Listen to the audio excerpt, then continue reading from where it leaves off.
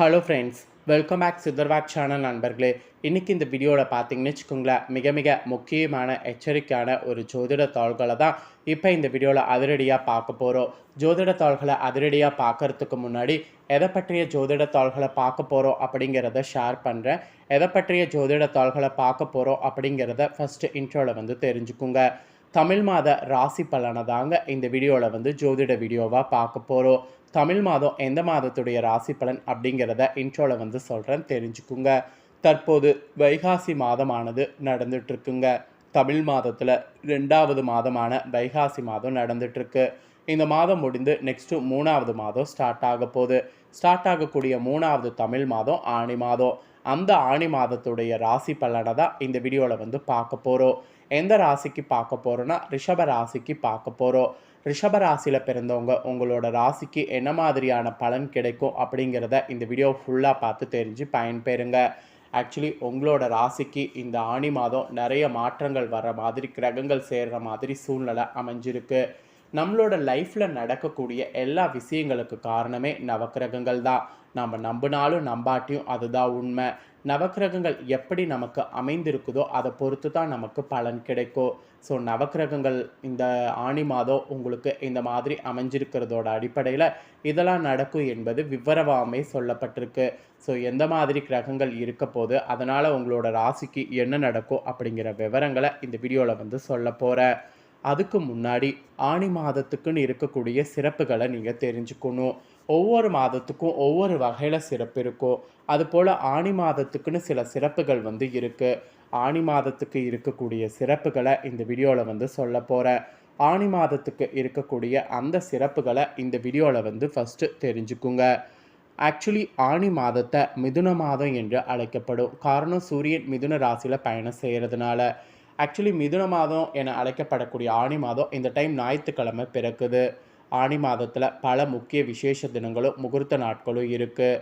ஆணி திருமஞ்சனம் எனப்படக்கூடிய திருவிழா சிவ ஆலயங்களில் சிறப்பாக நடைபெறும். நடராஜருக்கு மகா அபிஷேகம் இந்த நாளில் நடைபெறும். காரைக்காலில் ஆணி மாத பௌர்ணமியொட்டி மாங்கனி திருவிழா நடைபெறும். பல்வேறு சிறப்புகள் கொண்ட ஆணி மாதத்தில் நிறைய முக்கியமான விசேஷ நாட்கள் இருக்குது. அதெல்லாம் உங்களுக்கு சொல்கிறேன், அதெல்லாம் தெரிஞ்சுக்குங்க. உத்தராயண புண்ணிய காலத்தின் கடைசி மாதமாக திகழ்வது ஆணி. இந்த மாதம் தேவர்களுக்கு மாலை பொழுது என்று சாஸ்திரத்தில் குறிப்பிடப்படுது. இளவேநீர் காலம் கரெக்டாக தொடக்கம் என்பதால் இதமான காற்று வீசி வெப்பத்தை தணிக்கிறது. மகாவிஷ்ணு கூர்ம அவதாரம் எடுத்து பூமியை மீட்டு கொண்டிருந்தது இந்த ஆணி மாதத்தில் தான். ஸோ ஆணி மாத உத்தர நட்சத்திரத்தில் சிவாலயங்களில் சிவபெருமானுக்கு இதனால் ஆணி திருமஞ்சனமானது காட்டப்படுகிறது. ஆணி மாதத்தில் கேட்டை நட்சத்திரத்தில் ஸ்ரீரங்கத்தில் பெருமாளுக்கு சேஷ்ட அபிஷேகம் செய்யப்படும். ஆணி மாதத்தில் வரக்கூடிய பௌர்ணமி என்று திருச்சி உறையூரில் மேற்கூரை இல்லாமல் எழுந்திருக்கக்கூடிய வெக்காளி அம்மனுக்கு பக்தர்கள் கூடையாக மாம்பழத்தை கொட்டி அபிஷேகம் செய்வாங்க. அப்புறம் வாழையடி வாழையாக தலைத்து சிறக்க வேண்டும் என்பதற்காக திருச்சி மலைக்கோட்டை தாய்மானவர் ஆலயத்தில் பக்தர்கள் வாழைப்பழத்தார்களை காணிக்கையாக படைப்பாங்க. இந்த மாதிரி ஆணி மாதத்தில் நிறைய நாட்களில் விசேஷங்கள் நடைபெற போகுது. அதில் முக்கியமான விசேஷ நாட்கள் கொஞ்சம் இருக்குது, அதையும் சொல்கிறேன், அதையும் தெரிஞ்சுக்குங்க. மாத சிவராத்திரி சபரிமலையில் நடைத்திறப்பு, இது ஒரு விசேஷ நாட்கள். அப்புறம் ஆணியில் அமாவாசை தந்தையர் தினம். அப்புறம் ஆணியில் ஸ்ரீ நடராஜருடைய ஆணி திருமஞ்சனம். அப்புறம் திருமேலஞ்சேரியில் தீர்த்தவாரி. அப்புறம் காரைக்காலில் மாங்கனி திருவிழா. அப்புறம் ஆணியில் பௌர்ணமி வியாச பூஜை. அப்புறம் காஞ்சி காமாட்சி அம்மனுடைய வியாச பூஜை. அப்புறம் திருவண்ணாமலையில் ஸ்ரீ மாணிக்க வாசகர் உற்சவம். அப்புறம் திருவண்ணாமலையில் அருணாச்சலேஸ்வரருடைய ஐநட்சவ திவ்யஹோரணம். அப்புறம் ஸ்ரீரங்கத்தில் சேஷ்ட அபிஷேகம். இந்த மாதிரி ஆணி மாதத்தில் நிறைய முக்கியமான தினங்கள் இருக்குங்க. இந்த ஆணி மாத முக்கியமான தினங்களை எதையுமே நாம் மிஸ் பண்ணக்கூடாது. ஆன்மீக ரீதியாக இந்த மாதிரியான முக்கியமான மாதமாக ஆணி மாதம் திகழ்கிறது. இப்பேற்பட்ட ஆணி மாதத்தில் கிரகங்கள் சேரக்கூடிய அடிப்படையில் உங்களோட ராசிக்கான பலனை பார்க்கலாம் வாங்க. ஆக்சுவலி நட்பிற்கு இலக்கணமாக திகழக்கூடிய ரிஷபராசி நேயர்களுக்கு இந்த ஆணி மாதம் கிரகநிலைகளை ஆராய்ந்து பார்க்கும் பொழுது மாத தொடக்கத்தில் உங்கள் ராசிநாதன் சுக்கிரன் தனாதிபதி புதனோடு சுகாதிபதி சூரியனோடு இணைந்து தனஸ்தானத்தில் சஞ்சரிக்கிறாரு. எனவே புத ஆதித்ய யோகமும் புத சுக்கிர யோகமும் செயல்படக்கூடிய நேரம் இந்த மாதம். இந்த நேரத்தில் கல்விக்காக எடுக்கக்கூடிய முயற்சி உங்களுக்கு கைகூடும். செல்வம் சேர்க்க சேர்ந்திட வழிகள் உங்களுக்கு கிடைக்கும், வெற்றியும் கிடைக்கும். ஜென்ம ராசியில் குரு இருப்பது யோகமாக இருக்கோ. அந்த குருவின் பார்வை பலத்தால் வழக்குகள் உங்களுக்கு சாதகமாக முடியும். திருமண தடலாம் அகன்று விரைவில் திருமணம் நடந்தேறும். இந்த மாதிரி பல விஷயங்கள் உங்களுக்கு நடக்கும். அப்புறம் உங்கள் ராசிக்கு 9, 10 ஆகிய இடங்களுக்கு அதிபதியானவர் சனி. அவர் ஆணி 5ஆம் தேதி கும்பராசியில் வக்ரம் பெறுறாரு. இது தர்ம கார்பதியான சனி வக்ரம் பெறும் என்று சொல்லலாம். இந்த நேரத்தில் உங்கள் ராசிக்கு சில தடைகளும் தாமதங்களும் உங்களை சிரமப்படுத்தும். அதே நேரம் உங்களுடைய முன்னேற்ற பாதையில் ஏற்படக்கூடிய சறுக்கல்களை சமாளிக்க ஆற்றலையும் நீங்கள் பெறுவீங்க. மெயினாக பெற்றோருடைய உடல் நலத்தில் கவனமாக இருக்கணும். கொடுக்கல் வாங்கல பிரச்சனை இருக்காது.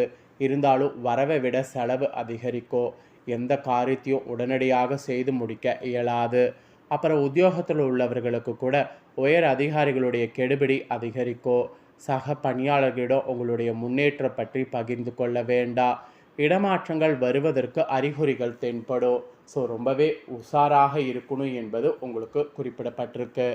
அப்புறம் இதுவரை உங்கள் ராசிக்கு 2வது இடத்துல சஞ்சரித்து வந்த புதன் ஆணி 12ஆம் தேதி சகாயஸ்தானத்துக்கு செல்ல இருக்கிறாரு. இக்காலம் ஒரு பொற்காலமாக அமையும். வருமானம் வந்த வண்ணம் உங்களுக்கு இருக்கோ. உடன்பிறப்புகள் உங்கள் முன்னேற்றத்திற்கு உறுதுணையாக இருப்பாங்க. கடன் சுமை பாதிக்கு மேல் உங்களுக்கு குறையோ. அலுவலக பணிகள் துரிதமாக வந்து முடியும். நேர்முக தேர்விற்கு பல முறை சென்று இதுவரை வெற்றி கிடைக்கவில்லையே என்று கவலைப்பட்ட உங்களுக்கு இப்போது வெற்றி செய்து வீடு தேடியே வரும். பிள்ளைகளுடைய மேற்படிப்பு சம்பந்தமாக நீங்கள் எடுக்கக்கூடிய முயற்சிகள் அனைத்தும் இந்த ஆணி மாதத்தில் இதனால் கைகூடும். அப்புறம் ஆணி 23ஆம் தேதி கடக ராசிக்கு சுக்கிரன் செல்கிறாரு. உங்கள் ராசிக்கு 6வது இடத்திற்கு அதிபதியாக விளங்குபவர் சுக்கிரன். அவர் 3வது இடத்துல சஞ்சரிக்கும் பொழுது உடல்நலம் சீராகும். உத்தியோகத்தில் உயர் பதவிகள் கிடைப்பதற்கு அறிகுறிகள் தென்படும். வாழ்க்கை தேவைகள் உடனுக்குடனே பூர்த்தியாகும். ஒரு சிலருக்கு நீண்ட காலமாக எதிர்பார்த்து காத்திருந்த வெளிநாட்டு வாய்ப்புகள் இப்போது கிடைக்கும். அப்புறம் அண்ணன் தம்பிகள் அல்லது சகோதரிகள் குடும்ப பிரச்சனை காரணமாக பிரிந்து சென்றவர்கள் இப்போது மனமாறி மீண்டு வந்து சேர்வீங்க. இல்லத்திற்கு தேவையான அத்தியாவசிய பொருட்களை வாங்கக்கூடிய முயற்சி கைகூடும்.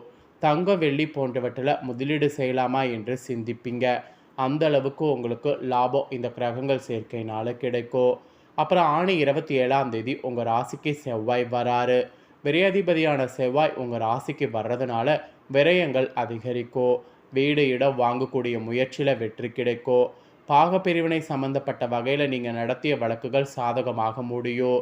பணி உயர்வின் காரணமாக உங்கள் வாழ்க்கை துணைக்கு இடமாற்றம் வரலாம்.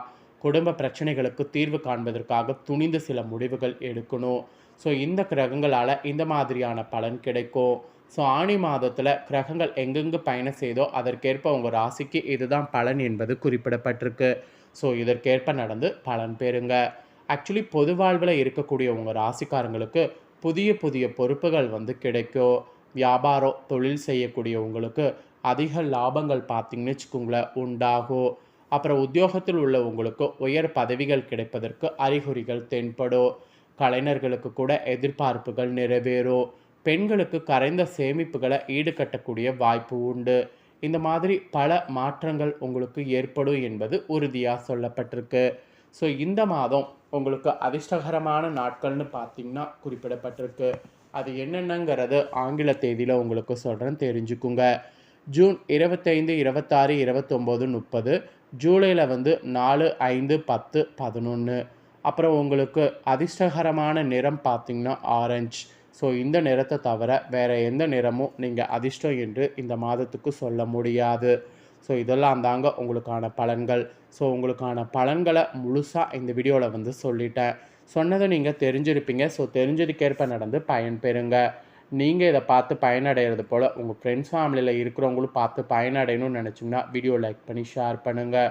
வீடியோவை உங்கள் ஃப்ரெண்ட்ஸ் ஃபேமிலியில் இருக்கிறவங்களும் பார்க்கட்டும். அவங்களும் ரிஷப ராசிக்காரங்களாக இருந்தாங்கன்னா இந்த தாள்களை தெரிஞ்சு இதற்கேற்ப நடந்து பலனடையட்டும். ஸோ கண்டிப்பாக வீடியோ லைக் பண்ணி ஷேர் பண்ணுங்கள். உங்கள் ஃப்ரெண்ட்ஸ் ஃபேமிலியில் இருக்கிறவங்களும் பார்க்கட்டும். நெக்ஸ்ட்டு நம்ம சேனலில் நிறைய புதிய வீடியோலாம் போடப்படும். அதையெல்லாமே உடனுக்குடனே தெரிந்து கொள்ள மறக்காமல் நம்ம சேனலை சப்ஸ்கிரைப் பண்ணுங்கள்.